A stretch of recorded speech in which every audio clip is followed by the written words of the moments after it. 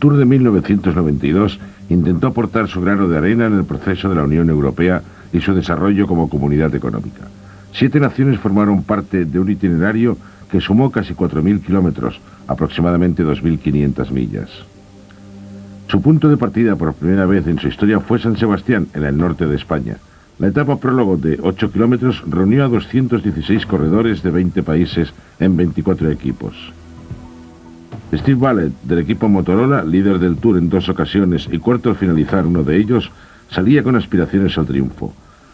Otros debutaron por primera vez en el Tour. Uno de ellos fue Alex Zülle, suizo que corrió para uno de los equipos españoles.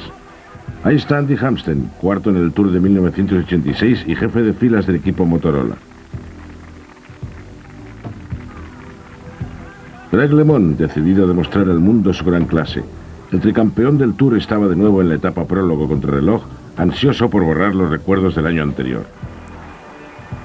Pero el hombre al que todos querían batir era el español Miguel Indurain, ganador de la pasada edición del Tour y que estaba corriendo a tan solo 100 kilómetros de su pueblo, resuelto a demostrar a los suyos que seguía siendo el mejor.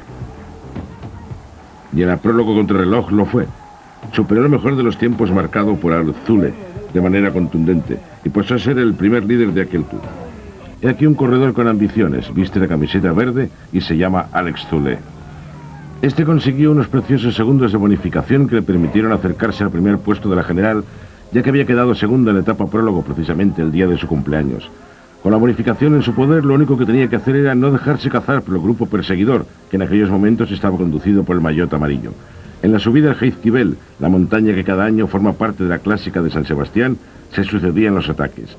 Aquí vemos a Armand de las Cuevas, compañero de Indurain en el equipo Banesto, marchando al frente. Un descenso peligroso, y Massimiliano Lely, que logró evitar la caída y mantenerse en la carretera con el grupo de cabeza, en el que también estaba Steve Roche.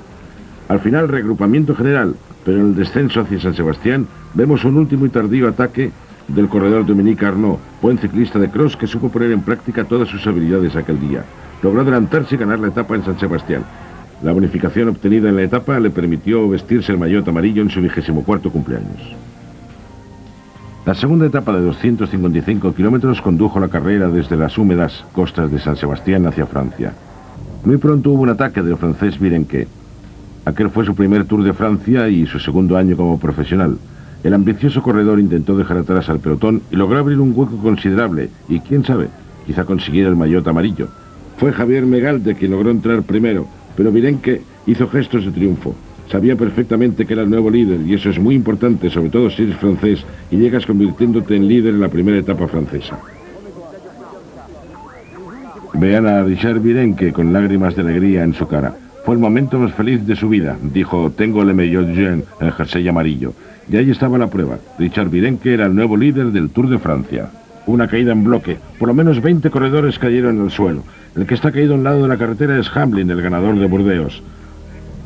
Ese otro es Gary de Fis, dolorido por la caída. También vemos algunos corredores del equipo italiano GB. Sí, definitivamente es Hamlin, no tiene muy buen aspecto. Su pierna izquierda parece estar en muy malas condiciones. Pero volvamos al grupo de cabeza en medio de la lluvia y a los pies del Atomium, construido con motivo de la Expo del año 1985 en el centro de Bruselas. Esta fue la llegada. Los 4 escapados llegaron con mucha ventaja sobre todos los grandes que habían quedado en el pelotón. De los 4 que vemos, Jalabert es el sprinter. Un sprinter francés sería el ganador en Bruselas. Jalabert ganador. En segundo lugar, Claudio Capucci. Detrás, Brian Holm. Y por último entró Greg LeMond. El esfuerzo le supuso a LeMond la 5ª plaza en la general y que los franceses siguieran molestándole una vez más. Esta fue la primera etapa crucial, la contrarreloj.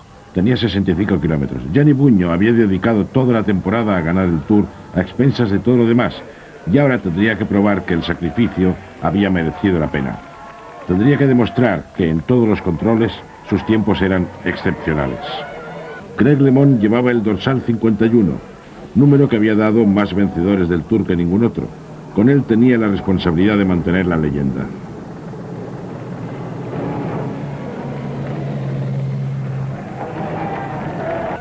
Aquí tenemos la salida del entonces líder Pascal Lino, con toda la presión que supone serlo. Esta sería la prueba más dura para él desde que se vistió de amarillo en Burdeos. Lino debería estar a la altura, pero ¿podría el color amarillo en sus espaldas empujarle a la victoria? Miguel Indurain parecía tranquilo. El corredor que lo puede ganar todo estaba inmutable, a pesar de que hasta el momento no había respondido a su condición de elegido, de ganador del Tour de Francia y de corredor de privilegio, que estaba dispuesto a demostrar su clase. Pero Miguel Indurain, que en sus tiempos parciales parecía decidido a comerse vivos a todos los demás, había cambiado evidentemente. Acababa de coger a Laurent Fignon, a 6 minutos de él en la salida, en una contrarreloj histórica, la más rápida de la historia del Tour. Le había sacado a Buño más de 3 minutos y se colocaba el segundo en la general detrás de Pascal Lino. Miguel Indurain aún no iba vestido de amarillo, pero ya estaba más cerca. Una vez más, Claudio Cappucci intentaría ponerle las cosas difíciles a Indurain si es que quería ganar aquel Tour. Vyacheslav Yakimov a la cabeza del pelotón, Olaf Ludwig pegado a su rueda. Este es el hombre que va en cabeza, pero miren quién se acerca. Jalaber ataca, Jalaber en cabeza, Dyaparov justo en medio y Van Poppel atacando por el exterior. Y fue Jean-Paul Van Poppel quien finalmente ganó. Por fin los sprinters tuvieron su día. Bien, los Alpes ya estaban cerca, pero todavía faltaban 2 días. En la 11ª etapa hubo algunas subidas y 249 kilómetros y medio. Miguel Indurain, satisfecho con la etapa del día anterior, se relajaba por el momento cerca de Steve Roche, en la parte de afuera. Pero no había duda de que Laurent Fignon está inspirado en la ascensión al Gran Balón. Vemos al final del grupo al ruso Kornichev, al que había dado caza. Fue una buena etapa la del español del equipo Class, Arsenio González. Fignon, con su endiablado ritmo en aquellas rampas, logró por fin quedarse solo en la ascensión al Gran Balón, aunque todavía faltaban 50 kilómetros hasta llegar a meta. Ver la pancarta en el punto más alto le dio fuerzas al francés. Hacía mucho tiempo que no se veía a Laurent Fignon tan agresivo. Quizás su nuevo equipo, el Gatorade, le había dado alas. Fue extraordinario el esfuerzo de Fignon, que aquella mañana estaba a 7 minutos y 54 segundos, y que desde entonces podría acercarse más a todos sus rivales. Más atrás, en otras rampas del Gran Balón, iban a tener que hacer un gran esfuerzo si querían cazar a Fignon una vez que éste pasase por la cima situada a 1424 metros. Aquella fue la 5ª vez en la historia del Tour en la que se pasaba por la cima del Gran Balón. La primera fue en 1969 y fue el corredor belga Luis Van Elte quien lo hizo en primer lugar. Este ganó el premio de la montaña 6 veces, igualando el récord del español Federico Martín Bahamontes.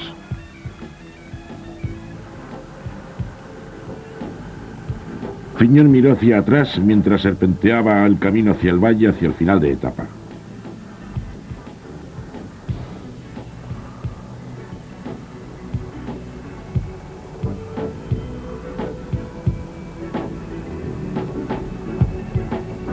Vemos a Javier Magrialde, que intentó contactar con Fignon. Reconoció el peligro que suponía la escapada del francés, pero esa era mucha escapada. Laurent Fignon recibía instrucciones de su director de equipo. El pelotón se acercaba, pero todavía mantenía 30 segundos de ventaja sobre el resto. Necesitaba algo más si quería sobrevivir al ataque de los hombres del pelotón, roto en pequeños grupos en el rápido descenso. Ahí vemos lo que quedaba de él, no más de 40 o 50 corredores, entre los que estaba Hemner, que no pudo saltar a la caza. En ese grupo estaba el rey de la montaña, Claudio Cappucci, al parecer sin rival para el título, marchando junto a los hombres del equipo Banesto. Formado por excelentes corredores, el equipo Banesto, con especialistas en prácticamente todas las disciplinas, estaba resultando ser uno de los más fuertes.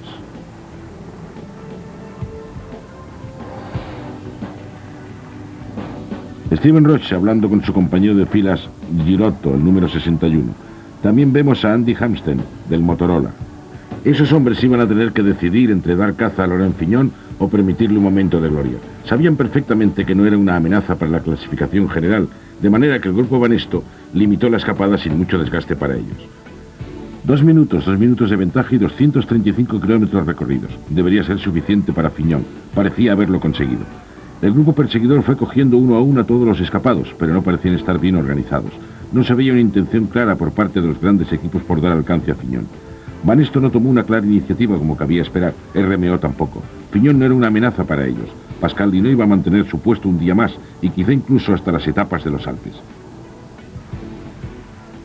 Fignon entró en las calles de la ciudad destacado después del tremendo esfuerzo. Nos recordó al corredor de los años 83 y 84, los de sus triunfos, y los espectadores lo agradecieron con sus aplausos.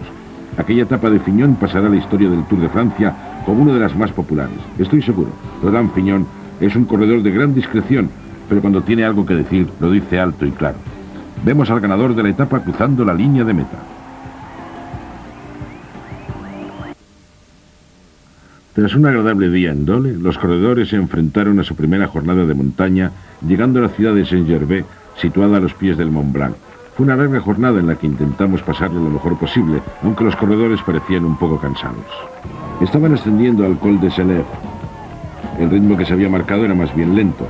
Era una ascensión larga y dura, que conocí por primera vez en 1973, cuando el corredor Luis Ocaña lo coronó en primer lugar y cimentó así su victoria final en aquel Tour. Detrás a la caza Steve Roche, y creo que era Perico Delgado quien la acompañaba. Vemos juntos a dos ganadores del Tour. En el 87 fue Roche y Delgado en el 88. Vemos a Roche y a Delgado junto a Perini. Roche y Perini intercambiaron unas palabras. De hecho, Roche había aprendido italiano cuando perteneció al equipo Carrera, con el que ganó un Tour en 1987. Parecían ponerse de acuerdo para dar el salto. Aquella fue la oportunidad para Steve Roche, ya cerca de la llegada a Saint-Gervais, de sacarse la espina. Estuvo a punto de ganar la etapa de Valkenburg en Holanda, pero al final fue Gilles de Lyon quien se la llevó. Ahora podía intentarlo de nuevo. A su lado estaba un hombre duro de pelar, el español Perico Delgado, compañero de Indurain, que no dispuso de la libertad para poder ir a ganar el Tour y que se había resignado a ser el supergregario de Indurain. Delgado estaba a 7 minutos y 1 segundo de Pascal Lino, en 9ª posición en la general. La larga ascensión hasta Saint-Gervais, de tercera categoría, fue sin embargo una ascensión muy dura.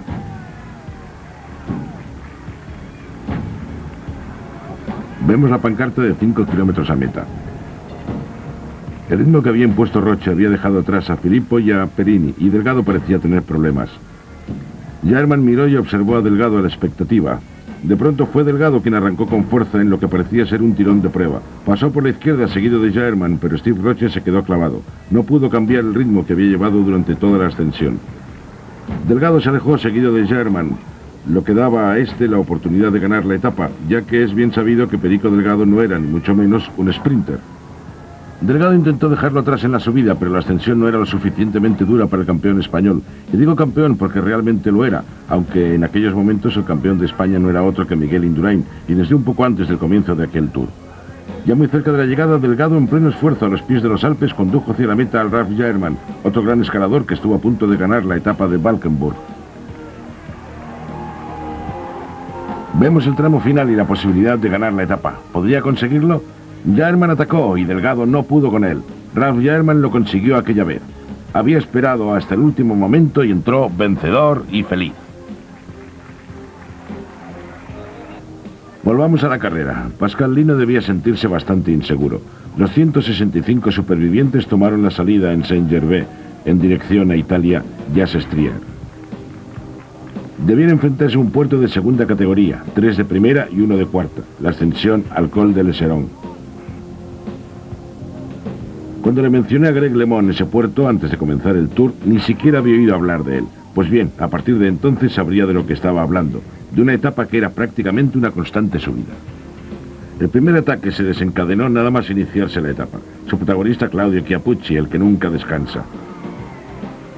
Vemos a Chiappucci pasar en primer lugar por el Col de Cessy, a solo 31,5 kilómetros de la salida. Dejó atrás un puerto de segunda categoría y continuó con su ataque, que comenzó casi con la bajada de bandera. En aquel rapidísimo Tour nadie estaba dispuesto a rendirse, no había tregua. Fue un Tour maravilloso y una gozada tener que informar de la constante lucha.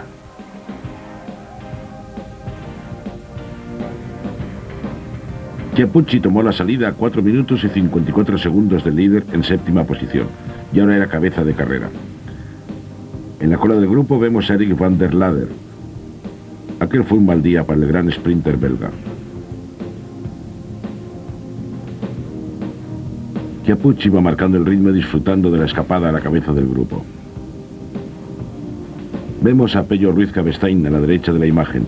El ciclista español corría en un equipo italiano y, por cierto, habla un inglés casi perfecto. También vemos a Thierry Clavarola, el pequeño francés que fue a la cabeza de la clasificación de la montaña y que ahora lideraba a Chiappucci. Clavarola iba al frente de una escapada que parecía buena. Chiappucci sabía que su ventaja iba aumentando rápidamente y forzó la marcha de un grupo cada vez más estirado. Clavarola tuvo un destacado papel en Estados Unidos en el Tour du Pont de aquel año, corriendo para Greg LeMond, que acabó vencedor del mismo. Fue el mismo Clavarola quien marcó el ritmo a LeMond en la subida a Wintergreen Resort y que le permitió a este acabar la prueba vestido de amarillo. Fue impresionante la subida de Chiappucci. Aquel era un día para atacar, pero de momento ni se veía ni se oía nada de Indurain, ni del líder Pascal Lino. Vimos a Dick Leblanc con muchos problemas. El campeón de Francia lo estaba pasando mal. El corredor del Castorama, vencedor del campeonato de Francia y que llegó a este Tour lleno de confianza en sí mismo, estaba siendo arrasado por su compañero de equipo Jean-Claude Bago.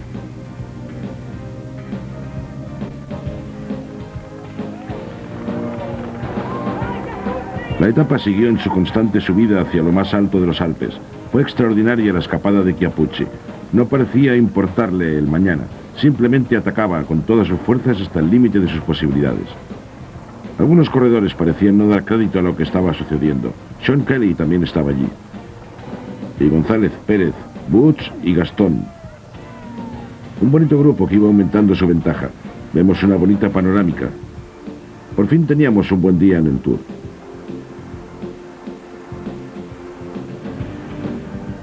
Laurent Fignon, el ganador de una etapa, ahora se conformaba con poder seguir a rueda de Miguel Indurain. Este seguía sereno y frío. Greg LeMond estaba corriendo mejor que otros días. Y el número 29, Fabio Coscioli, corría por primera vez el Tour con más de 30 años.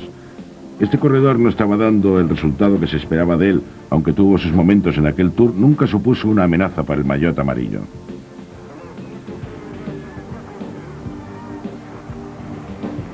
A punto de coronar la cima veíamos a Sean Kelly en la cola del grupo.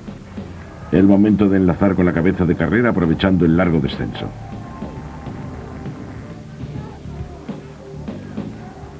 El pelotón llegó a 1 minuto y 10 segundos de los escapados. El maillot amarillo estaba entre ellos. El corredor solitario era el británico Sean Yates, que corría entre los escapados de cabeza y el pelotón. El corredor del Motorola era el campeón de Gran Bretaña, campeonato que tuvo lugar en Bath. Yates iba formando parte del grupo de cabeza cuando estaba compuesto por 15 corredores, pero se quedó descolgado en la subida. Ahora tendría que decidir si quería enlazar con ellos de nuevo. Pasó por la cima a pocos segundos del pelotón, aproximadamente a 1 minuto del grupo de escapados. Ahí estaba Sean Yates, hizo un gran descenso. El británico es un corredor lleno de sorpresas. Supo demostrar su clase en diferentes ocasiones y era el hombre fuerte del equipo Motorola. Cuando necesitaba pura velocidad, allí estaba Sean Yates, a la cabeza. Pero aquel día formó parte de un ataque muy temprano y en la etapa más infernal del Tour hasta el momento. Tuvo que hacer malabarismos para meterse entre los coches en aquellas carreteras estrechas y consiguió sin mayor problema llegar al grupo de cabeza. Más tarde nos enteramos que en el descenso, Sean fue testigo de la caída de Iñaki Gastón. No había ninguna cámara para poder filmarlo, pero Gastón, que formaba parte de aquel grupo, se salió de la carretera en una curva y se golpeó en la cara rompiéndose la mandíbula. Desgraciadamente tuvo que ser trasladado en helicóptero hasta el hospital más cercano. El español se quedó fuera del Tour, precisamente cuando había entrado, aunque brevemente, a formar parte de los elegidos. Este fue el hombre causante de todos los problemas. Iba encabezando la subida al siguiente puerto, el Col de Lesegón, lo cual ya eran palabras mayores. Fue precisamente en esa zona donde en el mes de febrero se habían celebrado los Juegos Olímpicos de Invierno, en Albertville, aunque entonces no tenía ese aspecto, ya que estaba cubierto por la nieve. Fíjense en el ritmo endiablado del rey de la montaña. Aquel hombre estaba poniendo en serios apuros a Pascal Lino, que todavía estaba en el camino de ascenso al Col de Leserón. Claudio Cappucci no esperó al final de la etapa para lanzar su ataque. Lo hizo desde el principio, al igual que en otros tours. La consternación debía afectar a los líderes. El grupo en el que iban los mejores intentó reagruparse. Greg LeMond estaba allí, pero tenía problemas. Intentaba no quedarse descolgado. Pero más arriba se encontraba el grupo de Miguel Indurain. Vean la diferencia en el ritmo de ascenso. Ahí estaba Miguel Indurain en el centro de la imagen, subiendo con gran seguridad. Alonso marchaba a su derecha y Robert Millar, con la cremallera hasta abajo, intentaba seguir el tren. Le Mans lo estaba pasando francamente mal, igual que en la subida a los Pirineos el año anterior. Le Mans parecía estar yendo hacia atrás y de manera alarmante. Fue una pena. Mi opinión personal es que temía tanto las etapas de montaña que constantemente intentaba ganar tiempo en las etapas llanas para compensar las pérdidas que pudieran tener lugar en la subida en los Alpes, pero no pudo ser. Ese fue el hombre que machacó a Le Mans, Claudio Chiappucci, segundo en el Tour del año anterior y segundo en los dos últimos giros. Él fue quien lanzó el mortal ataque, nada más bajar bandera. Lo estaba haciendo todo sin ninguna ayuda. El grupo que comandaba quedó roto en la subida del Esegón, un gran pico que llevaba a los corredores hasta los 2.770 metros de altura y que ese día se ascendió por sexta vez en la historia del Tour. La última vez fue en 1963, lo que significaba que ninguno de los corredores profesionales de aquella nueva generación lo había subido antes en el Tour. Vemos a Chiappucci cruzando la cima. Fue el primero en coronarla, sin lugar a dudas y con gran autoridad. Fue magnífica la escapada de ese hombre. También la de Pascal Lino, que se vio obligado a subir como no lo había hecho nunca para defender el maillot amarillo en su 10º día. 10 días que parecían meses desde que se vistiera de amarillo en Burdeos y que se vio obligado a defender con honor ese maillot en la alta montaña. Chiappucci, a su ritmo, mantenía la ventaja en el descenso, ventaja que le supuso ser el líder virtual en aquellos momentos. El resto de los hombres iban a tener que hacer algo si querían evitarlo. En la cima del Col del Serón vemos a Conti. Roberto Conti, por delante de Richard Virenque, iba a 2 minutos y 27 segundos, y Pascal Lino, que se defendía bien, había pasado con Coccioli a 2 minutos y medio. Ese era el grupo de Indurain, Buño, Roche, Delgado y unos 35 corredores más. Le Mans iba al rebufo de esos corredores que pasaron por lo más alto a 3 minutos y 45 segundos. De todos modos, no era mucho tiempo si tenemos en cuenta que todavía quedaba mucho por subir en aquella etapa hasta Sestriere. Vimos a Greg renqueante pero aguantando. Agarró el periódico que le ofrecieron para el descenso que inició 18 segundos más tarde que el grupo de Indurain. Así pues, Le Mans iba un poco tocado, pero manteniéndose y animado por las banderas americanas que le esperaban en la cima del Col de l'Eserón.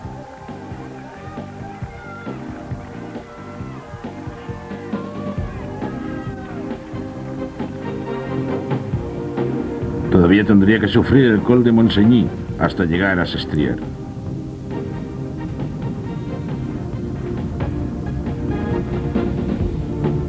Bueno, ¿dónde estaban ahora los que se rían de Chiappucci? Ya no podían reírse de él.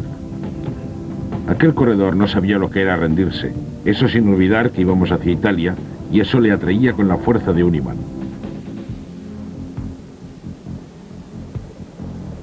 En 1952, Sestriere también fue fin de etapa, y el ganador no fue otro que el gran Fausto Coppi, según algunos el mejor ciclista de todos los tiempos. Coppi estaría orgulloso de la manera en que aquel joven corredor estaba echando el resto en el Tour de Francia. Buño parecía estar desconcertado y sin saber qué hacer al lado de su compañero Alonso. La actuación de Buño en la contrarreloj de Luxemburgo, en la que perdió 3 minutos y 40 segundos, defraudó a la afición y le debió dejar muy bajo de moral para el resto del Tour. He mencionado a Alonso cuando en realidad quería decir Rondón. Abelardo Rondón, del equipo Gatorade. Alonso era compañero de Indurain en el Banesto.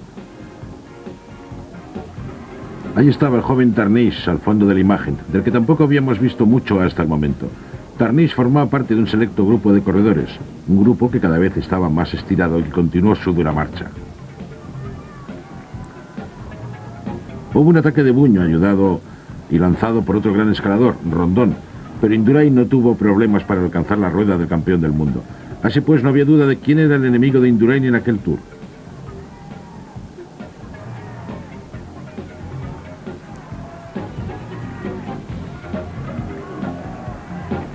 La ascensión al Col de Montseny continuó. Chiappucci seguía al frente de la carrera. Claudio Chiappucci había coronado todos los puertos de la jornada en primer lugar, lo que sin duda le colocaba destacado en el premio de la montaña. A medida que nos acercábamos a la cima, veíamos a Buño y a Indurain en actitud más ofensiva. Esos dos grandes habían conseguido, después de muchos esfuerzos, librarse del resto de corredores. En aquel momento estaban a 3 minutos y 33 segundos de Chiappucci, y eso parecía mucho tiempo. Chiappucci iba destacado. Pero mucho más atrás estaba Lino, que había empezado a flaquear en el col de Montseny. Andy Hampsten corría mucho mejor. Aquí le vemos pasar junto a Franco Bona, que iba en cuarta posición, a un poco más de 4 minutos del virtual líder, Claudio Chiappucci. En el descenso de Montseny veíamos 2 hombres allá abajo que iban a la caza del escapado, el que fuera campeón del mundo, que seguía la rueda de Miguel Indurain. El maillot amarillo, Pascal Lino, llevaba un retraso de 5 minutos y medio con respecto a Chiappucci, lo que lo dejó fuera de combate. De hecho, el italiano podía ser el nuevo líder del Tour. El único hombre que debía preocuparle era el mismo que estaba preocupado por él, Miguel Indurain, que parecía decidido a darle caza. Aunque eso era mucho decir. Indurain y Buño habían sido alcanzados por Hampsten y Bono. ¡Qué barbaridad! Fíjense en la cara de Chiappucci, subiendo el último puerto de Sestriere. Daba la impresión de estar muy cansado después de la gran escapada del día. 190 kilómetros en solitario. Chiappucci no debía desfallecer. Su gesta pasaría a la historia como una de las más grandes escapadas de todos los tiempos.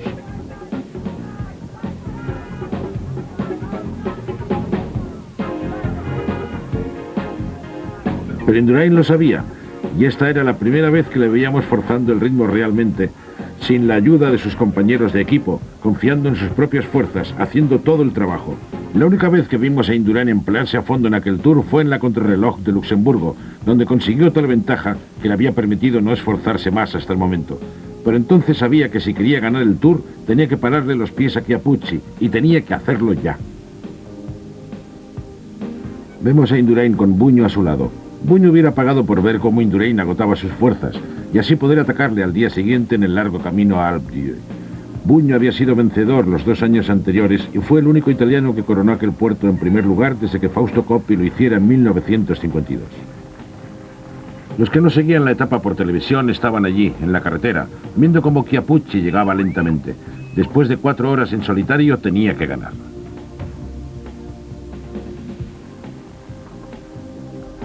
Buño tenía problemas. Franco Bona había metido la quinta y había dejado a Buño sin aliento para responder, pero Indurain se había dado cuenta de ello. Buño no estaba corriendo bien, había estado siguiendo a Indurain, pero incluso eso parecía ser demasiado para él. No debía de estar muy satisfecho de su actuación en aquel Tour.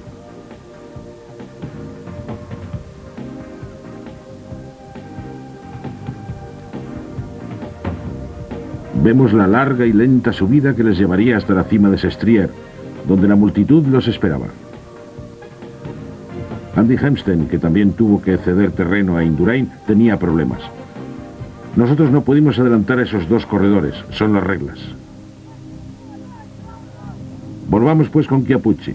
Todavía conservaba una buena ventaja, pero se estaban acercando. Al principio de la subida, a 10 kilómetros hacia la línea de llegada, la diferencia era de 2 minutos y 20 segundos sobre los 4 perseguidores, que ya no iban en grupo. Franco Bona lanzó un pequeño ataque. Algunos aficionados animaban a Buño.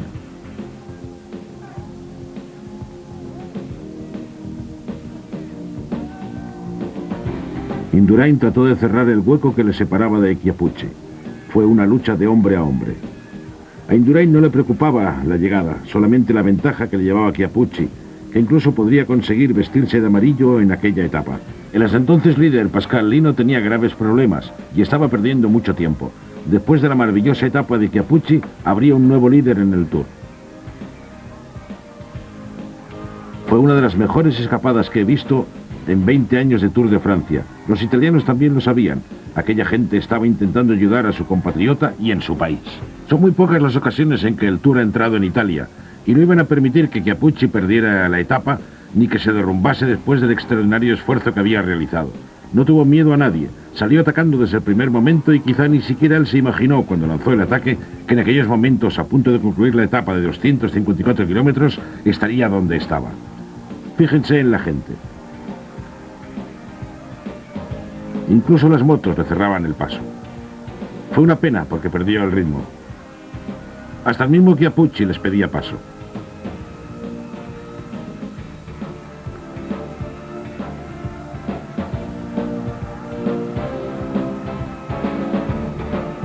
Chiappucci no solamente buscaba la victoria, cada pedalada que daba quería convertirla en segundos de diferencia, pero Indurain estaba decidido a reducir la ventaja. A todo esto, Bona estaba perdido entre estos 2 corredores, mientras la cámara sigue la lucha de poder a poder. Indurain sabía que si seguía controlando a Chiappucci, en aquella etapa podría vestirse de amarillo. Era él quien podía sacar mayor partido de la etapa, saltando al primer lugar de la clasificación general. Todo el mundo sabía, y él también, que Pascal Lino había sucumbido en la subida a Sestriere.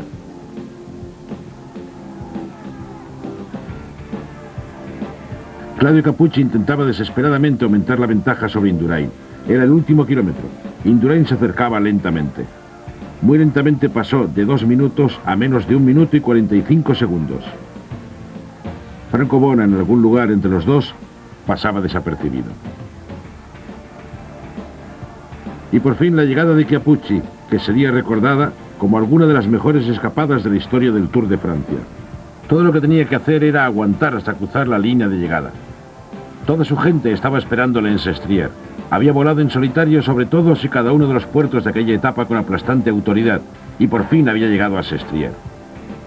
Ahora encabezaba la clasificación de la montaña, y el tiempo diría si también se vestiría de amarillo.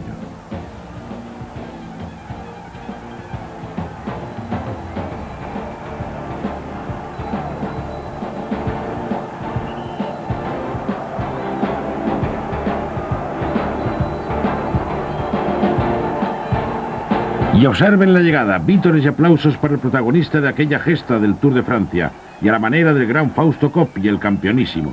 Ya había pasado la gran historia del Tour y la expresión de su cara lo decía todo. Por fin vemos salir a la luz a Bona, perdido en la batalla entre Indurain y Chiappucci. Franco Bona llegó a 1 minuto y 34 segundos de Chiappucci, y detrás de él, casi pisándole los talones, llegó Indurain a aproximadamente 1 minuto y 45 segundos, lo que significaba que era el nuevo líder a partir de entonces. Pascal Lino venía con un gran retraso, así que el nuevo maillot amarillo era Miguel Indurain. Por fin llegó la etapa de la que todo el mundo hablaba desde que se conoció la ruta del Tour el mes de octubre del año anterior. Era la gran etapa del Alpe d'Huez, con la terrible ascensión al Col d'Olivier, el Col de Croix de Fer y el mismísimo Alpe d'Huez. Todo empezó en Sestriere. Después de solo 7 kilómetros ya se encontraban atacando las rampas del Mont Gener. La etapa del día anterior había sido devastadora. 18 corredores menos tomaron la salida, algunos abandonaron y otros fueron eliminados. El equipo Banesto intentó controlarla y ordenar la carrera al servicio del nuevo maillot amarillo Miguel Indurain. Todo el mundo estaba de acuerdo en que aquella era la manera de correr la etapa. Siendo el líder tenía que defender su puesto. Pero ¿qué pensaría Claudio Cappucci, el corredor que debería estar extenuado después de una escapada de más de 200 kilómetros? Vemos el rostro de Miguel Indurain, siempre impenetrable. Pero no es el caso de Greg LeMond. Su rostro lo dice todo. Con problemas desde el inicio de la escalada, tuvo que ser ayudado por Gilbert Duclos-Lassalle, el corredor que tiraba de él, su fiel compañero de equipo, ganador aquel año de la clásica París-Roubaix. Claudio Cappucci, al que no parecía haberle afectado la larga escapada del día anterior, corría junto a Miguel Indurain. Millar también estaba en aquel grupo. No muy lejos estaba Pascal Lino, que en la etapa anterior perdió el jersey amarillo. Greg LeMond, que parecía estar acabado, marchaba en solitario al principio del puerto. Lassalle parecía haberle abandonado. Llevaba 15 minutos de retraso y parecía totalmente impotente. Donde estaba sucediendo algo importante era lejos de allí. Greg LeMond estaba hablando con su director, Leger. Estábamos en el pueblo de Saint-Jean-de-Maurier, la zona de avituallamiento. Efectivamente parecía que este iba a ser el fin para LeMond. Rechazó la bolsa, no continuaba. Realmente no tenía otra alternativa. Si hubiese continuado, seguramente hubiera sido eliminado del Tour aquel día. Fue una triste historia. Greg LeMond, el tricampeón del Tour, se vio obligado a abandonar por vez primera en su vida.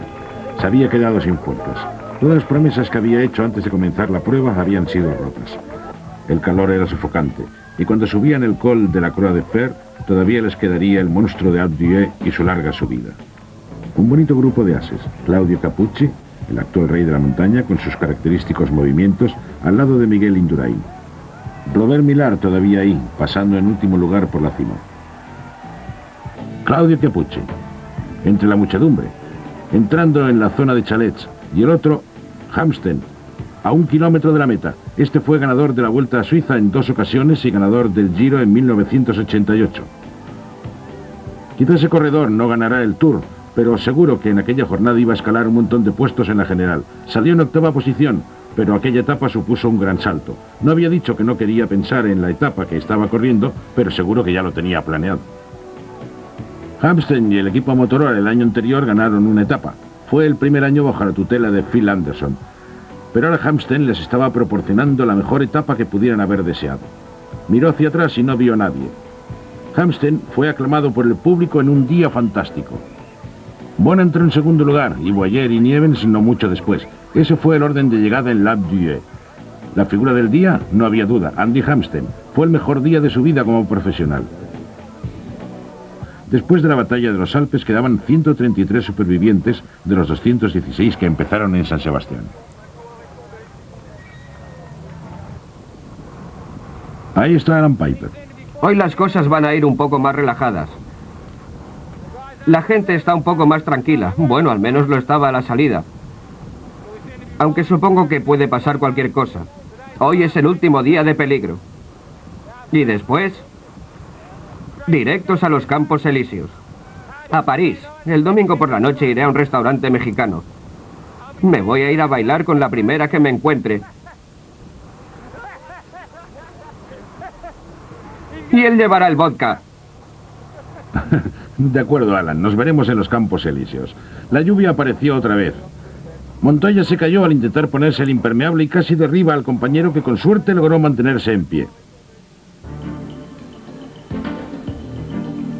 Ahora repetía la victoria en otra montaña, la Bourboule. Era la primera vez que el Tour pasaba por ahí. Qué pena no haber podido seguirle en la ascensión, pero en esos últimos metros pudimos verle. Estaba a punto de llegar, llevaba casi un minuto de ventaja sobre los demás corredores. Salió de la nada, ahí estaba el gran profesional, se caló la gorra y consiguió su etapa.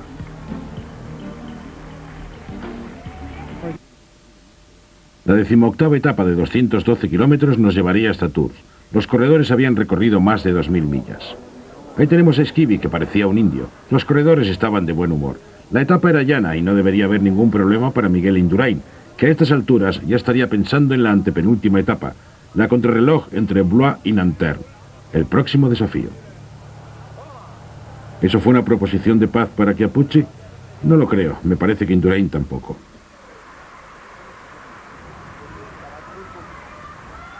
La carrera continuó a gran velocidad, pero ¿qué le sucedía a Alan Piper?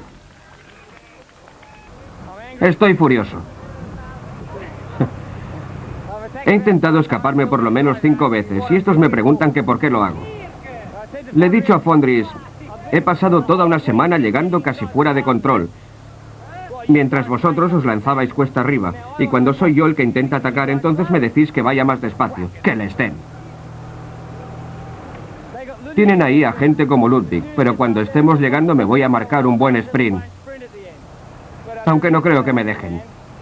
Seguro que salen a por mí. Alan Piper estaba en un buen momento, pero la lucha era muy fuerte y en más de una ocasión pensó que no llegaría al final. El fuerte viento de cola mantenía al pelotón más o menos unido. Era difícil escaparse. Este es Paul Andersen intentándolo y detrás Frans Maassen, que quizás se sintió culpable por haber desperdiciado la victoria en la etapa anterior junto con Marc Sergeant y habérsela regalado a Colotti. A medida que nos acercábamos al final, el pelotón iba reagrupándose continuamente, a la vez que se formaban nuevos intentos de escapada. Quizá tuviera razón Alan Piper y no fuera un final con todos al sprint. Hubo otro intento de unos pocos, pero el pelotón era constante en el contraataque. Aún había corredores que podían y deseaban ganar una etapa, pero una cosa es querer y otra muy diferente poder. Steve Roche intentó una vez más arañar segundos y lanzó su ataque. Junto a él iba Mauricio Frondies, del Panasonic. Debería haber seguido. El viento soplaba en el costado izquierdo de Roche y Claudio Cappucci aceleró. Esto sí podía ser un problema que obligaría a Miguel Indurain a salir detrás de él. La diferencia en la general seguía siendo de 1 minuto y 42 segundos. Este es Alan Piper, quien quiso intentarlo. Piper saltó del pelotón y consiguió unos metros de ventaja, pero estaban muy cerca. Piper siguió, quiso cumplir su palabra. Seguiría intentándolo hasta que se aburrieran de él y con un poco de suerte se rompiera la cuerda. Pero como ven, el pelotón estaba pegado a él en esa meta volante. Aquel año se decidió suprimir los tiempos de bonificación en las metas volantes y los grandes favoritos no se molestaban en disputarlas. El pelotón poco a poco fue formando una piña. Un pelotón de 130 corredores no tenía nada que ver con los 216 que tomaron la salida en San Sebastián. Una vez más fueron los hombres que no tenían ninguna posibilidad para la clasificación general los que intentaron ganar la etapa. La cuestión era probar. Alberto Eli, del equipo Ariostea, y creo que el otro fue Frisan, son los que iban delante. Pero también otros corredores. Ya estábamos llegando a Tours y enfilando la larga recta hasta mitad. Vemos al francés Thierry Marie, sorprendentemente a la cabeza del pelotón, y a Needham pegado a él, muy bien situado. Acacio da Silva, en la parte derecha de la imagen, inició el sprint. Needham estaba a su lado, y Marie continuaba muy fuerte. Acacio da Silva, maillot amarillo en Luxemburgo hacía 2 años, iba en cabeza. Needham intentó llegar a su altura y Marie corría en el extremo. Aparecieron más sprinters, Museu, Ludwig, Jalabert, estaban todos ahí. Pero Marie iba a poder con todos. Marie llegó primero, eso sí que fue una sorpresa. Marie entró vencedor delante de Needham. Museu fue tercero y Olaf Ludwig cuarto. Sin cambios en el general, Hamsten mantenía la tercera posición. Llegamos pues a la segunda gran etapa contrarreloj, 64 kilómetros desde Tours a Blois.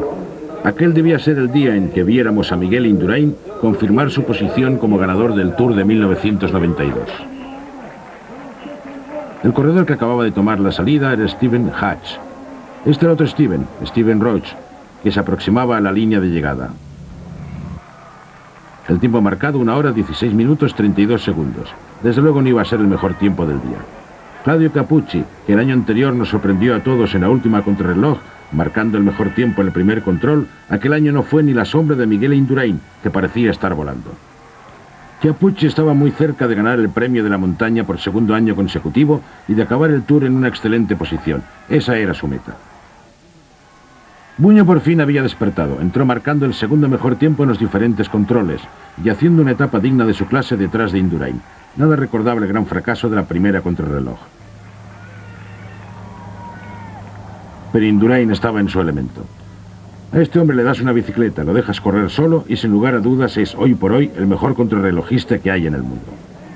Capucci estaba llegando al final. Su tiempo estaría dentro de los 6 mejores del día, pero había cedido casi 3 minutos a Indurain, al que vemos detrás casi a punto de cogerle.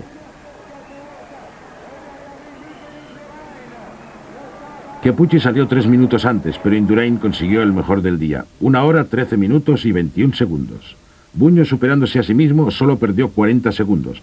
Quedó segundo en la clasificación del día y tercero en la general, detrás de Capucci. Son los 3 mismos hombres que acabaron primeros en la general del año anterior y que ahora, a 2 etapas del final, volvían a sentenciar el Tour cuando tomaron la salida hacia Nanterre, en la penúltima etapa de 222 kilómetros. Los supervivientes, en una actitud más relajada, se permitían juegos como este de Michel Denis, al que vemos competir con otro tipo de deportista. Fíjense. Vamos, Michel, y gana por medio cuerpo. Enhorabuena. Victoria para Michel Denis. Bueno, todavía quedaban 2 victorias de etapa. Quién sabe si una de ellas podía ser para él. Seguían los ataques en aquella carretera larga y llana que nos conduciría hasta la llegada en Nanterre, en las afueras de París. Al día siguiente sería la última, la de Champs-Élysées. La carrera siguió batiendo récords de velocidad bajo la vigilancia del equipo Banesto. La pequeña escapada del día tuvo lugar. Nadie le concedió la menor importancia, excepto el escapado, Peter de Klerk, que intentaría una segunda victoria para el equipo Lotto. Neyvens consiguió la primera en Coblenza. Peter de Klerk a la cabeza delante de Vansella del equipo TVM y de Thierry Laurent, que era el tercer corredor escapado. Laurent a la izquierda, Vansella a la derecha, pero fue de Klerk quien se llevó la palma. Ninguno de los 3 corredores contaba en la general, pero llegaron 7 minutos por delante del pelotón en el que iba Miguel Indurain. La general permaneció inalterada, con Capucci en segundo lugar, Buño en tercero. Hamsten bajó a la 4ª posición después de la contrarreloj que le dejaría fuera del podio. Y entramos en la última etapa del Tour de Francia. Fueron 141 kilómetros con salida en la Défense. En coche se puede llegar a la línea de meta en aproximadamente 10 minutos. Pero el recorrido que hacían en bicicleta les costaría unas cuantas horas. 141 kilómetros y 130 supervivientes tomaron la salida para la última etapa del Tour. Vemos a los participantes pasando cerca de la Torre Eiffel sin que hubiera habido ningún ataque digno de mencionarse. Y de camino a los Campos Elíseos. Un ataque digno de mención fue el de Yaroslav Ekimov, el que fuera campeón del mundo amateur. Estaba obligado a defender el título si decidía participar en el Campeonato del Mundo de Persecución. Veamos la rapidez de aquel corredor. Fue una dura lucha. El pelotón el año anterior consiguió una victoria de etapa parecida a esta, saltando a 2 kilómetros de la llegada. No hacía más que mirar hacia atrás, y eso es un error de principiante. Cuando vas lanzado no se mira buscando a los demás, porque ya está casi todo sentenciado. Simplemente corres lo más rápido que puedes. Lo vemos cruzando la Place de la Concorde, sobre el firme de pavés. Tras una curva se puede ver el final. Yaroslav Ekimov podía conseguir la victoria en una de las etapas más codiciadas del Tour de Francia, la victoria en los Campos Elíseos. Algo que el americano John Pierce consiguió en una ocasión para su equipo, el 7-Eleven. Un gran momento para él y que ahora podría ser para el antiguo soviético. Yaroslav Ekimov enfiló la recta de llegada, pero el pelotón iba pegado a él con los sprinters a la derecha. Museu, un corredor muy fuerte que sabía cómo aprovechar sus fuerzas, iba muy rápido. Vemos a Museu comiéndole el terreno. Y ven con Ludwig salió del montón. Hola Ludwig, el compañero de equipo de Ekimov, le rebasó y entró vencedor. Juan Popper fue segundo, Museu tercero y Jalabert cuarto. Todos eran sprinters. Pero el ganador del Tour de Francia fue Miguel Indurain, al que vemos siendo felicitado por sus compañeros. Fue el mejor y el más fuerte de la carrera y no había nadie que se atreviera a decir lo contrario.